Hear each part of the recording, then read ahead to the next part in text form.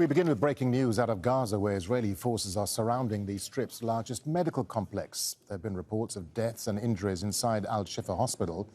Video uploaded online shows dozens of Palestinians fleeing the compound. Hundreds of patients, medical staff and displaced people are sheltering there. We're now besieged inside al-Shifa hospital. We're being heavily shot at. The occupation forces suddenly raided the hospital. As you can hear now, there are intense clashes going on. We're hearing sounds coming from the gate. There is shrapnel falling all over the hospital's courtyard. Well, Gaza's health ministry has released a statement saying that it holds the Israeli occupation responsible for the lives of medical staff, patients and displaced people inside the complex. It goes on to say that the Israeli operation is a flagrant violation of international humanitarian law, and it accuses Israel of using fabricated narratives to deceive the world and justify the storming of al-Shifa. Well, Willem Marx joins us live now from occupied East Jerusalem. Willem, so what more has the Israeli military been saying about this operation at the al-Shifa hospital?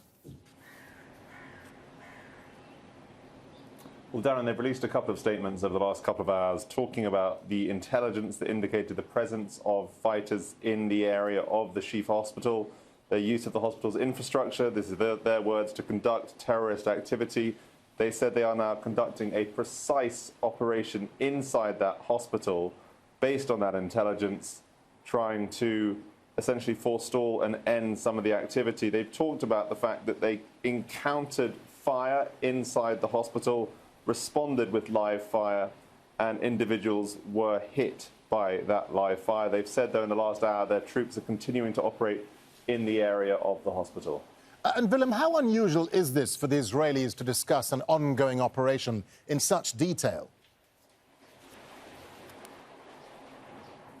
It is unusual, and what's so interesting about the statement they've put out in the last couple of hours is that talking about the idea that troops were instructed on the importance of operating cautiously, as well as on the measures to be taken to avoid harm to the patients, civilians, medical staff and medical equipment. Don't forget, over the last few months, whenever Israeli soldiers have been involved in operations in and around hospitals, there's been huge discontent amongst local Palestinians, but also the international community, concerns about the violation of international law. Don't forget, medical facilities have a protected status under international law.